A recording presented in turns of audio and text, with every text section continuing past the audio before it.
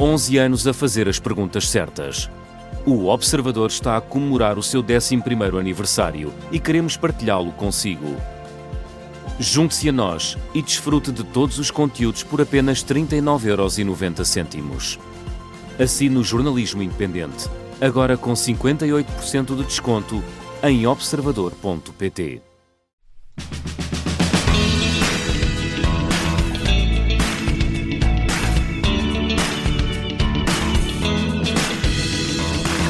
Vítor Carmona, gestor e empresário beirão, é um apaixonado pela história e, de modo particular, pelo período napoleónico, ou não tivesse fundado há uma década a Sociedade Napoleónica Portuguesa.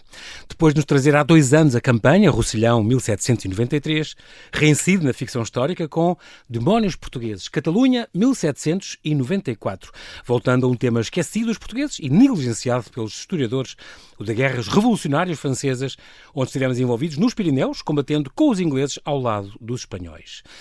Mais que um livro de aventuras, tendo por base um fato histórico e personagens reais, tem uma forte componente de investigação que trouxe à luz uma campanha esquecida e desconhecida da maioria dos portugueses. Esta Guerra dos Pirineus, em que os portugueses se aliaram aos espanhóis e ingleses há 230 anos para combater a França revolucionária, que guilhotinara o seu rei e ameaçava as monarquias europeias. Pela escrita dinâmica e trama envolvente, Vítor Carmona está de volta e está de parabéns. Dá gosto de aprender a história assim, com este 2º volume de uma trilogia, a Saga dos Pirineus, que deve rematar ainda este ano. Olá, Vítor, bem-ajas por ter aceitado este meu convite. Bem-vindo de volta. Olá, João Paulo. Tiveste é um gosto. A última vez, 28 de junho de 23, foi quando trouxeste a campanha, este primeiro da trilogia. Então pronto, só lembrando que nasceste em Lisboa, mas és natural de Vila Velha de Roda, eu gosto sempre de dizer isto, és um beirão da Beira Baixa, com este sonho de ser diplomata. Já na primeira conversa que tivemos há 2 anos, falei do teu curso e de que és consultor em mobilidade internacional e que também passaste uma série de anos em Angola e que tens este hábito da leitura muito arraigado. É normal, todos os escritores têm que ter isso, ou não saberiam escrever tão bem. Tu lês muitos géneros ou preferes sobretudo história? Não, eu leio muitos géneros. É? És omnívoro. Gosto de um bom policial. Aliás, eu tenho sempre toques de policial nos livros, que isso é muito importante. Agarra o leitor, não é? Mas cada vez mais eu leio ensaios históricos. Isto é, documentos. Porque eu preciso pesquisar bastante. Claro. E eu não pesquiso só para um livro, eu pesquiso sempre para vários livros. Eu estou sempre a trabalhar num livro, mas tenho vários planeados. Então, nós estamos sempre a pesquisar. Exatamente. Estamos sempre a aprender coisas novas. E por isso estás sempre a tomar notas nos livros ou no computador a escrever coisas. E escreves muitos livros, fazes marginália, não é? Tomas nota, dobras folhinhas ou pões post-its. Eu faço um pouco de tudo. Depende dos livros. Ponho post-its, tiro notas, tiro fotos às páginas. Às vezes escrevo algumas partes que são importantes eu reter. Enfim, eu acho que cada escritor tem o seu sistema. Claro. E o meu é um pouco anárquico, mas funciona comigo. Este colecionismo que tu tens aqui é de quê? Objetos históricos, mas ligados à canhões, história militar. Sabres, ok. Pistolas, telescópios. Mas vais a Feiras da Ladra e às vezes, sim. Marché de Pouce. Agora a maior feira da Ladra é o LX, portanto. Ok. Encontras imensa coisa no LX. Muito bem, há de facto este período que tu preferes, o tempo de Napoleão. Esta Sociedade Napoleónica Portuguesa promove de vez em quando iniciativas ou vivem nas redes sociais e trocam informações? Basicamente nas redes sociais. Trocam informações? Sim. Porque a verdadeira, vamos assim dizer, a Sociedade Napoleónica Portuguesa é um espaço na internet. Mas existe a Associação Napoleónica Portuguesa, que reúne todas as associações de recriadores históricos. E essa é a verdadeira, quer dizer, o papel dela é trazer ao século XXI eventos históricos ligados fundamentalmente à Guerra Peninsular. Exatamente. E fazer com que as pessoas vivam o que são batalhas, o que são cercos. In loco, o que é ver fantástico. Ver os soldados fardados. Nomeadamente, estamos aqui a falar de Almeida, falámos há bocadinho. Almeida é talvez a nossa maior recriação histórica. É a mais antiga. Que acontece todos os anos. Já vai na 20ª edição. Incrível. É aquela que traz mais recriadores históricos. E depois temos um cenário fantástico que é a Fortaleza de Almeida. É lindo de morrer. E Almeida, grande património.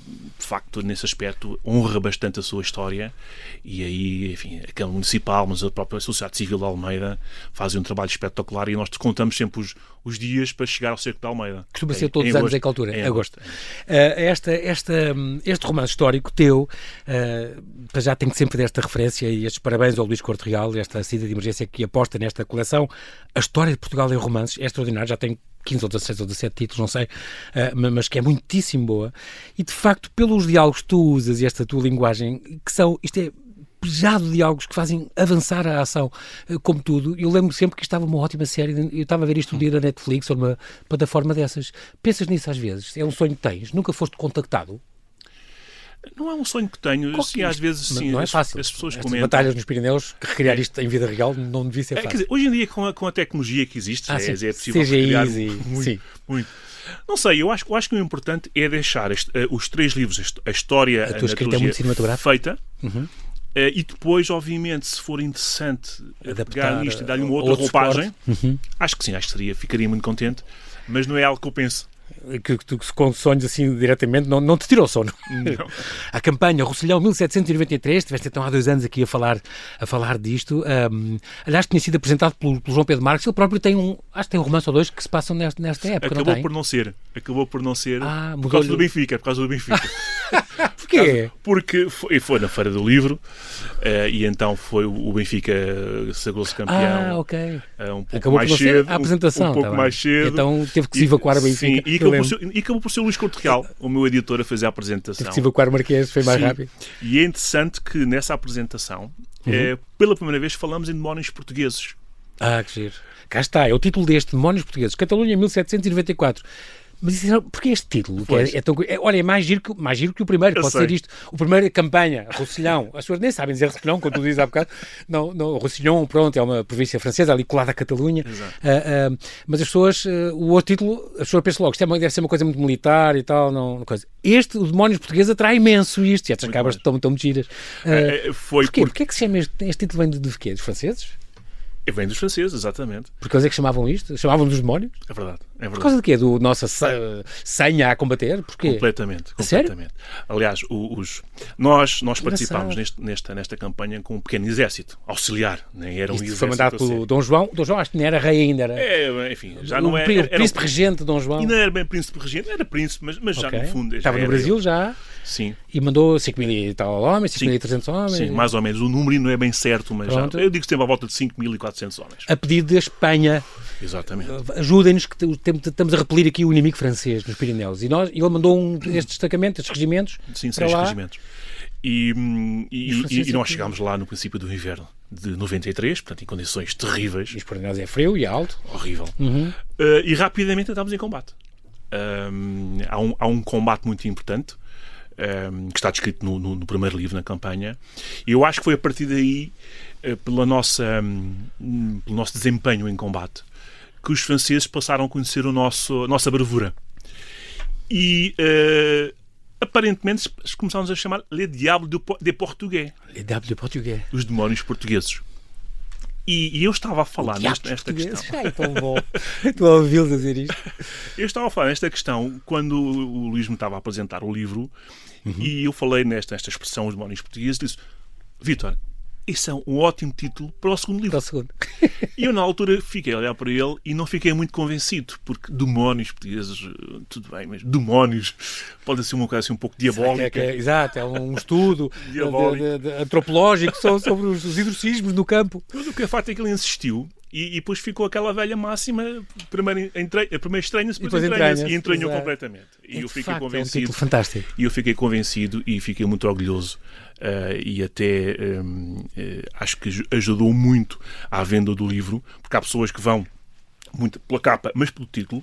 Sim. E faz honra aos portugueses. É um título que faz muita honra aos portugueses. Exatamente. E eles foram realmente demónios portugueses. Não foram todos, porque obviamente houve cobardia, houve rendições. Olha, mas houve, por exemplo, aquele fato que é histórico, e tu no fim dizes, isto é histórico, o homem que foi buscar a bandeira e que... É verdade. Não foi? Tu aqui situas numa personagem tua, mas aconteceu mesmo, houve alguém que pegou a bandeira para não desistirem e levou a bandeira à frente, em plena frente do combate. Como se fosse um filme, ou como se fosse um romance. Como nós lembramos do Cepado e daquelas coisas que aprendíamos nas lendas e narrativas. Mas é quase isso. E eu não sabia deste pormenor, porque nós vamos... Assim, nós temos aqui a história grande. Depois vamos entrando no pormenor e vamos... E quando eu percebi realmente naquele momento o que aconteceu, e era um simples praça, não era um oficial, não era era um simples praça. Estamos a falar numa altura em que as pessoas estavam quase a desistir, estavam quase a retirar-se? Sim. Estavam porque viam atrás deles os espanhóis a retirarem-se. Pois. E à frente tinha uma coluna de franceses com 2.000 soldados a ir na sua direção. Eles eram 241. Isto era aqueles que fizeram aquela passagem complicada, foi. Montreal ou Montrealaz ou não sei o quê. Morrelas. Ok. E foi uma altura complicada. Tu descreves esse episódio terrífico. Foi. Onde de facto houve. E vamos falar depois do Gomes Freire, já lá vamos. Mas foi nessa altura em que ajudaram a passar aquela. Sim, estavam já a retirar os espanhóis. Nós ali aflitos a aguentar aquela força enorme de franceses. E houve alguém que levou um praça que levou a bandeira à frente. O Gomes Freire. Levantar o ânimo. O Gomes Freire tinha feito aquele discurso. Mas a gente sabe que os discursos, às vezes, por muito eloquentes que sejam e motivadores, por vezes não são suficientes para motivar e para tirar o receio e o medo. Okay. Porque os soldados estavam cheios de medo. Porque à sua frente estava uma planície com uma enorme coluna de franceses, calcula-se 2.000 franceses a ir na sua direção. Atrás tem os espanhóis a retirar. A bater o pé. E no meio estão 241 portugueses. É que só para cada 10 franceses, exato. O Gomes Freire faz o famoso discurso, mas eu quis transmitir um pouco o que é que ele está pensado. Eu acho que ele fez aquele discurso, mas depois viu que a reação era a mesma, isto é, as pessoas estavam com medo e davam para trás. E de repente há aquele...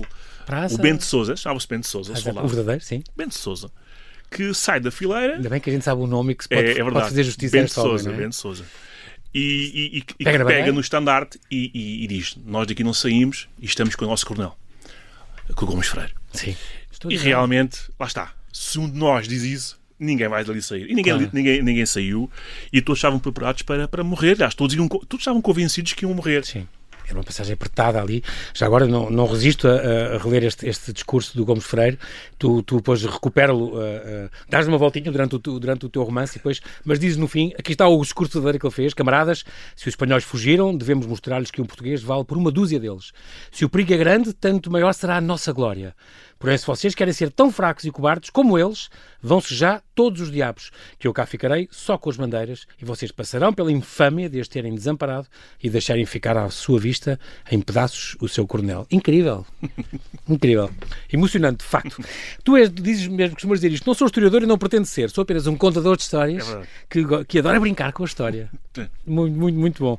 Mas tens a preocupação de não desvirtuar os factos importantes. E, de facto, todos estes seus romances estão cheios de personagens verdadeiras. Outros, podes mudar o nome deste ou daquele, mas são coisas que aconteceram. E só inventas o grande protagonista, este Diogo Saraiva, assim, há uns que tu inventas mesmo, mas nunca obstruindo a sequência normal da história, como aconteceu. Porque, de facto, tu dizes também que a nossa fabulosa história, a miúdo, supera a ficção em drama, suspense e romance. É o que tu provas.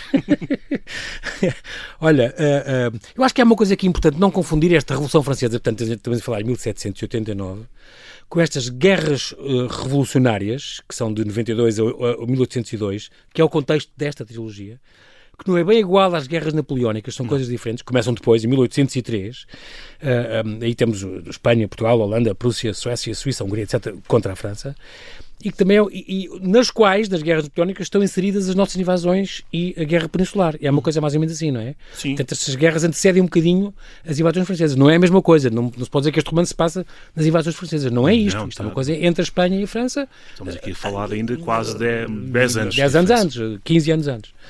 Pronto. Muito bem, então o contexto é: o Luís XVI e a Maria Antonieta foram guilhotinhados, a Europa declarou a guerra à França revolucionária. Esta é a história trágica e verídica dos portugueses que combateram nesta Guerra dos Pirineus. Tu é muito curioso porque visitaste os locais, fizeste questão, tu fazes sempre isso, visitas os locais. Sim, é muito importante. Embora eu tenha escrito o primeiro livro, eu escrevi sem ter visitado. Okay. Só visitei depois, por causa do Covid. Ok, estavas fechado. E a única coisa que eu me enganei foi que eu, na explicação ao leitor, eu digo que o local, o reduto que os portugueses defenderam contra os franceses já não existia, porque não encontrava fotos. Em lado nenhum. E depois, quando eu visitei, eu encontrei vestígios do reduto. O reduto existe, está lá, quer dizer, obviamente já passaram muitos anos, mais de 200 anos. É uma ruína? Eu diria que é menos do que uma ruína. Conseguimos ver ainda o traçado. A planta, digamos assim. Mas há algumas partes que a entrada do reduto está ainda visível, portanto ainda está visível. Okay. E agora o meu grande objetivo, que não é fácil, é transformar aquele lugar, que foi o primeiro sítio onde os portugueses combateram os revolucionários franceses, num local histórico. Portugal. Okay. Porque realmente é um lugar histórico. Morreram lá portugueses. Nos honra. É um sítio que merece, pelo menos, que haja ali qualquer informação, uma placa. Uma sinalética qualquer. Naquela data, porque foi um dia 26 de novembro de 1793. Sim. Portanto, foi uma noite, uma madrugada fria, chuvosa, do inverno pirenaico que tudo aconteceu. O teu livro começa com isso, não é? E que nós vencemos. Incrível. Portanto, não foi. Nós vencemos. Agora estou-me a lembrar da Isabel Stilwell, que faz aqueles, além dos romances, depois faz aqueles guias dos sítios onde os reis. Tu também podias fazer isso. Agora aqui as linhas das defesas por exemplo, de torres, as linhas de torres estão todas também musealizadas e não sei o quê. Era engraçado se cá também fazer isso para toda esta zona.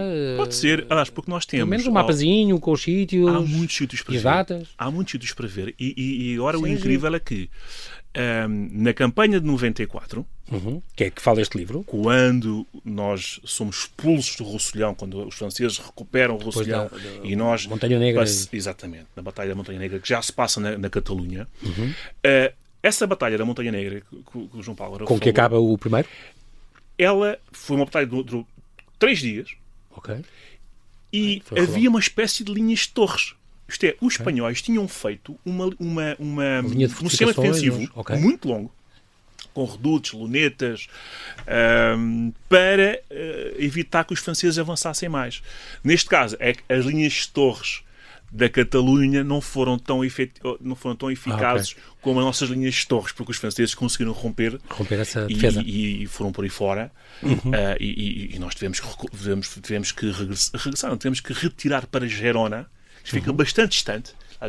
Os franceses passaram a controlar praticamente o Alto Empordão, que é uma região da Catalunha, até Rosas. Isto é, o local onde nós desembarcámos foi conquistado pelos franceses. Foi nós desembarcámos, pois foi em Rosas, exatamente. Os franceses conquistaram Rosas. Chegaram aí. Exatamente. Portanto, estamos aqui a falar de uma situação muito complicada para os espanhóis e para os portugueses. Mas depois, obviamente, que esta campanha, o que tem de interessante, isto aqui é uma espécie de montanha-russa. Ora estamos por cima, ora estamos por baixo, ora estamos por cima. E então, a campanha de 95, que sucede ao de 94, na qual tu vais escrever... Portanto, vai ser o terceiro e último livro da trilogia. Exatamente. Já tem uma outra dinâmica. Será para o fim do ano? Outra dinâmica. Ok. Porque aí Pois, porque a primeira não correu bem para nós, não acabou bem para nós. A primeira acabou. A campanha de 93 acabou porque nós ficámos donos e senhores do Roussillon. Praticamente só não conquistámos Perpignan, que era uma grande cidade com uma cidadela. Portanto, era mesmo muito difícil, muito difícil. Mas o resto conquistámos, até Collioure, no Mediterrâneo. Em 94 é tudo o oposto. Portanto, vamos perder o que tínhamos conquistado.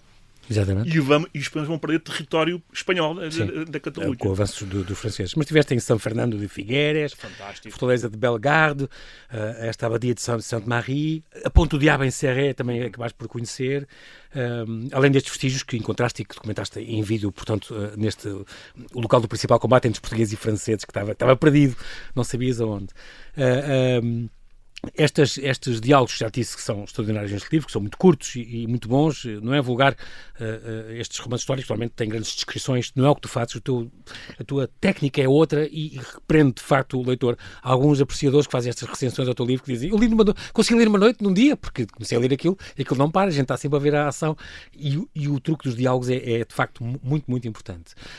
Há um livro pormenor, antes de irmos fazermos aqui uma pausazinha, a questão do Major, porque era um título que não havia, eles chamavam, era a mesma coisa que Sargento Mor e depois, só depois desta campanha que adotámos essa patente, mas é para nós percebermos que, é porque quando eu fui oficial, eram os oficiais e os sargentos. O Sargento Mor não tinha nada a ver com o Major, mas era um oficial à sério. Pois. Foi logo após. Esta campanha do Roussillon, ela também serviu para... Depois da campanha com o regresso, há uma grande reestruturação do exército português. E começamos a adotar novas terminologias para as patentes. Então cai esta terminologia de Sargento Mor e passa a ser Major. Aliás, nos documentos históricos, muitas vezes, usam-se uma e ou outra. Nessa fase de transição. É uma fase de transição. E eu, para ajudar as pessoas, para não confundir sargento, nós temos uma personagem que é muito importante, que é o Sargento Leitão. Exatamente. Que é o apoio do nosso protagonista. E para as pessoas não confundirem sargento com sargento-mor, eu optei por sargento-mor é major aqui. Exato. E sargento é sargento. Aliás, eu tive pessoas... este livro, por incrível que pareça, e o primeiro também, foi lido por pessoas muito jovens. Leitoras. Nós sabemos que em Portugal 90% de quem lê livros são mulheres. Sim. E 80% de quem escreve também são mulheres. Portanto, é um universo muito feminino. Muito feminino. Muitas delas não sabem nada de patentes. Sim, claro. Desconhecem as patentes. Desconhecem até como é que um exército é dividido. Regimentos, companhias, batalhões. No entanto, a forma como ele está escrito torna fácil, porque os próprios personagens não conseguem perceber se é um oficial, se não é um oficial. Exatamente. E isto é muito importante para, lá está, ajudarmos sempre o leitor. Que é muito importante, é a tua função. Portanto, temos aqui um exército dividido, um inimigo poderoso, 2 homens em rota de colisão, uma mulher decidida a vingar-se, a história trágica e heroica dos demónios portugueses. Isto foi lançado aqui na Biblioteca Municipal António Salvado, em Castelo Branco, lá com Luís Paixão Martins, se não me engano, que foi lá lançado. Em Castelo Branco. Pois, em Castelo Branco, porque ele tem uma... foi na Buchholz, em Lisboa. Aqui em Lisboa, sim. 300 páginas, é preciso mesmo, já ouvi algumas recensões a dizer podem-se ler independente, e podem, mas eu acho que isto é uma trilogia e é mesmo preciso conhecer o primeiro para avançar por este. O exército une-se, o nosso, ao espanhol, para enfrentar a França, portanto, esta saga dos Pirineus. Esta campanha durou 3 anos, portanto, é um livro por ano. Neste momento, a evolução desta campanha, no ano de 794, os franceses expulsam o exército luso-espanhol do Roussillon e invadem a Catalunha, é o que a gente está a perceber. No final do livro, para explicar aos ouvintes, há uma explicação aos leitores, o que é histórico, o que é ficção, e era de facto um episódio pouco ou nada conhecido de nós, tirando um pequenino conto do Manuel Pinheiro Chagas, não é? Que tu encontraste e que fala disto, 50 páginas, mas que não conta o principal disto, para não? Nada. Nem faz a apologia do grande Gomes de Ferreiro Andrade. Não, é um conto sobre um oficial português que se apaixona por uma jovem catalã e é uma história trágica, é muito trágica. Não acaba bem. Exato. Mas é o único, no campo da ficção, tirando estes 2 livros, é o único que há. Este primeiro ano acabou favoravelmente para os aliados ibéricos, para nós e para os espanhóis. Nos 2 anos seguintes, os franceses conseguiram não só expulsar os invasores do seu território, como avançaram pela Catalunha, forçando uma paz com a Espanha e deixando Portugal isolado. No fundo, isto é um pretexto para as futuras invasões napoleónicas. Também será. Porquê? Um pretexto para o Napoleão depois invadir Portugal. Portugal, quando a Espanha faz a paz com a França em 95... Porque nós tínhamos a neutralidade e tal, nós tínhamos aquela coisa que sempre tivemos, não é? Sim, uma neutralidade... Mas enviámos umas tropas para ajudar. Com o inimigo, que são os ingleses. Não é? O que é que aconteceu? Quando a França faz a paz com a Espanha, no Tratado de Basileia, em julho de 95... Sim, no final desta trilogia, digamos assim... Portugal, apesar de nunca ter declarado guerra à França... Tecnicamente estava em guerra. Sim, estava a ajudar os... E os franceses tentaram fazer um tratado semelhante com Portugal. Isto é um tratado de amizade. E chegou quase a firmar-se esse tratado, mas os ingleses nunca permitiram. Porque, óbvio... Aí era quem? O Beresford estava à frente de... Não, o governo inglês. O governo inglês. À altura não havia ainda Beresford, não havia Duque de Wellington, e ainda estamos a falar muito, muito cedo. Porque se Portugal firmasse um tratado de amizade com a França, no fundo, era um tratado quase de aliança. Mas nós tínhamos um tratado de aliança com a Inglaterra. A Inglaterra nunca permitiu.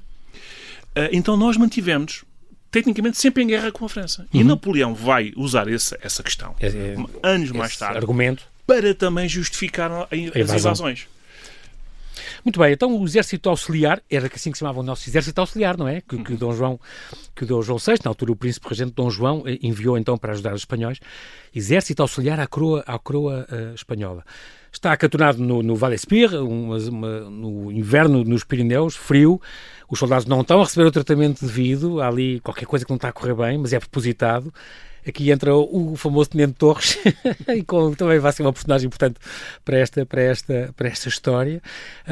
Inverno Pirenaico, os espanhóis tinham 18 mil feridos em hospitais, portugueses tinham 1000 homens fora de combate, os franceses tinham um novo comandante e tinham constantes reforços, e aqui há grandes divergências então entre o coronel Gomes Ferreira de Andrade contra o general escocês, este Forbes Scalater, que conduzia as operações.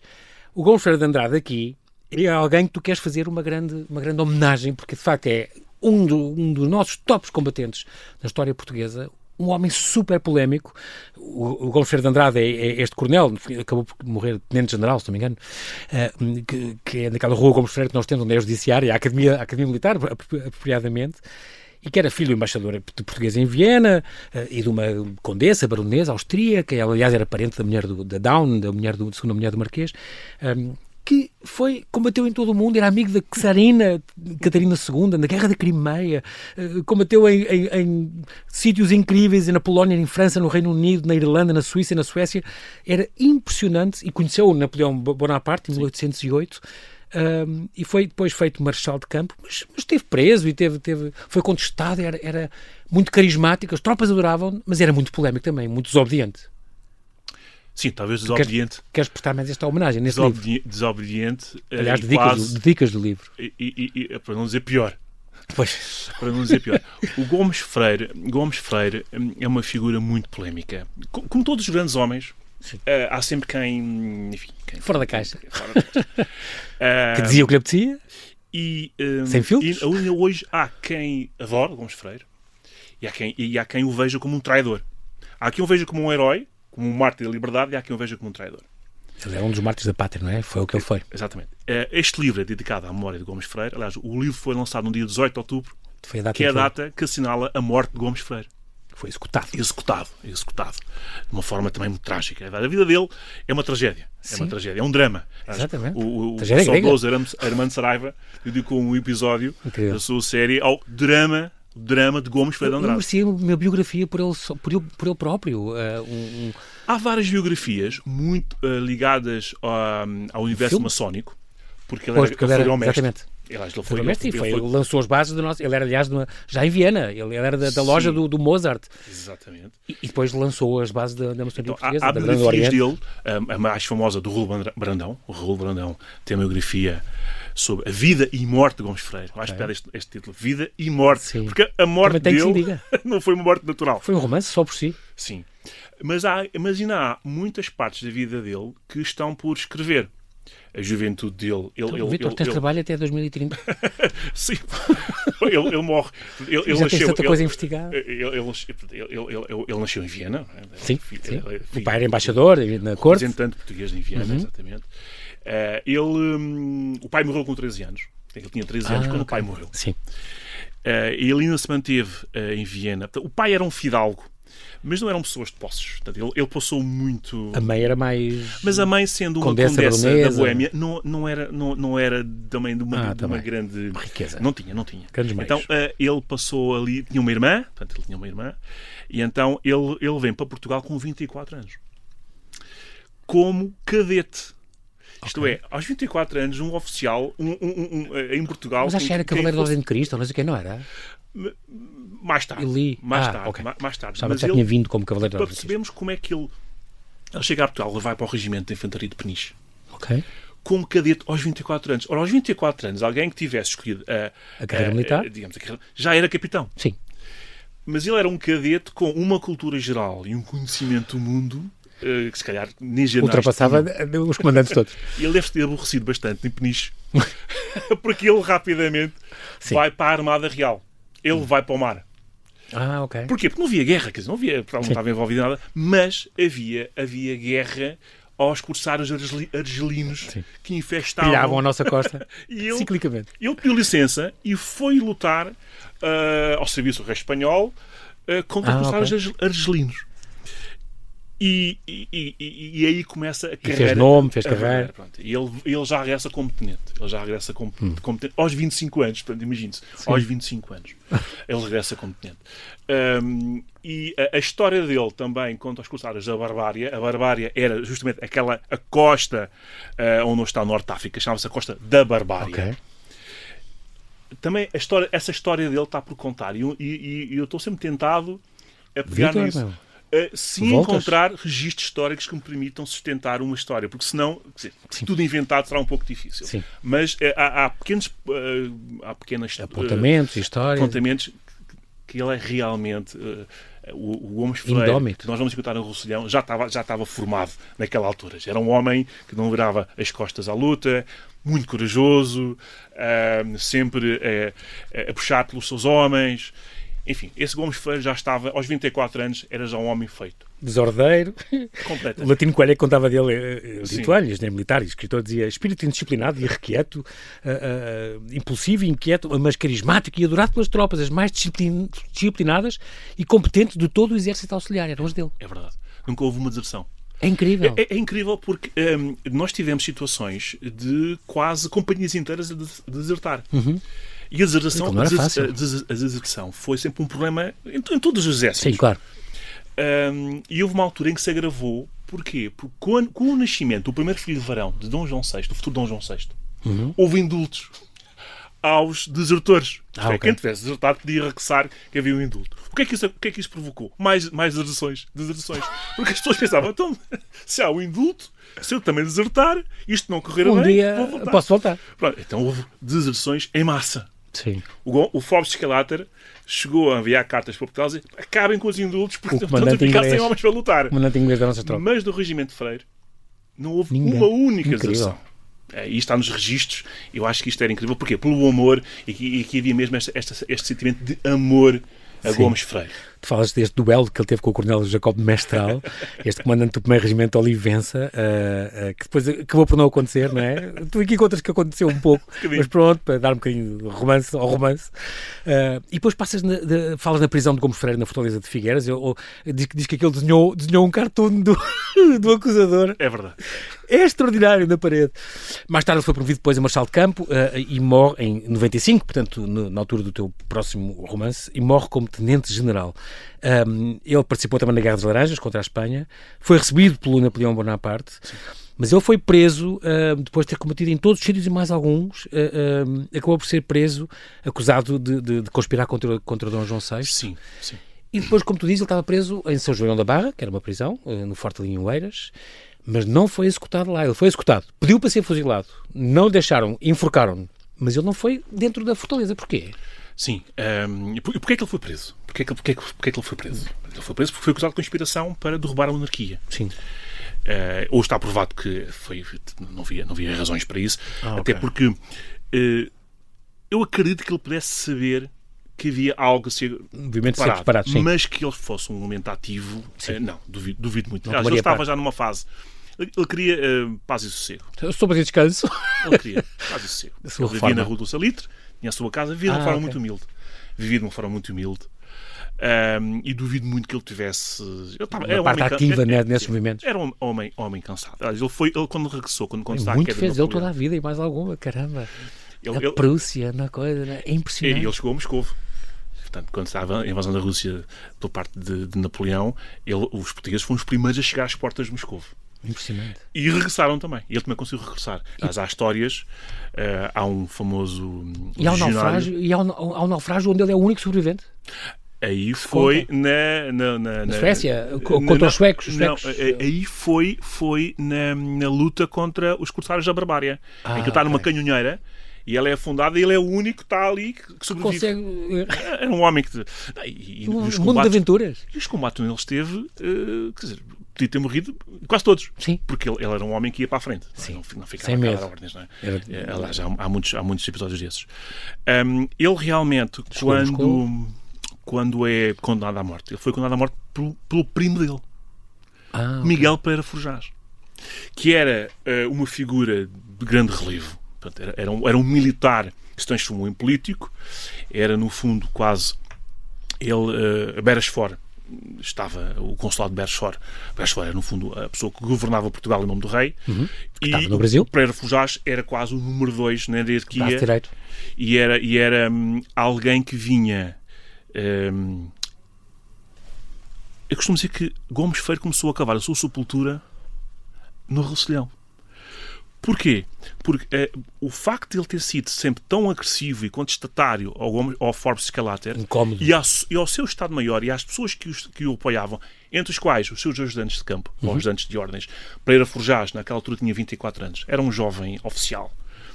Era primo dele mesmo? Era parente? Primo dele. Okay. Primo dele. E ele assistiu a todos os ataques que Gomes Freire fez ao seu chefe. E à pessoa que confiava nele.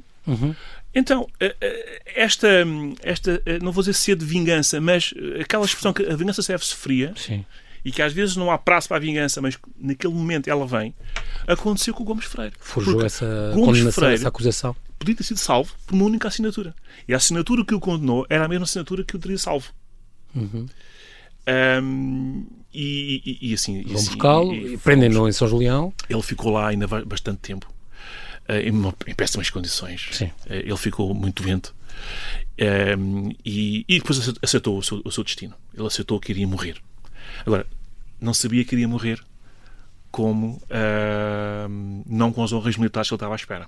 Porque quando ele recebe a notícia que vai ser enforcado vestindo a alva dos condenados, que é um manto de tecido branco, de linho, e não com o seu uniforme de general, exatamente, e não fuzilado, como ele pediu, ele colapsou.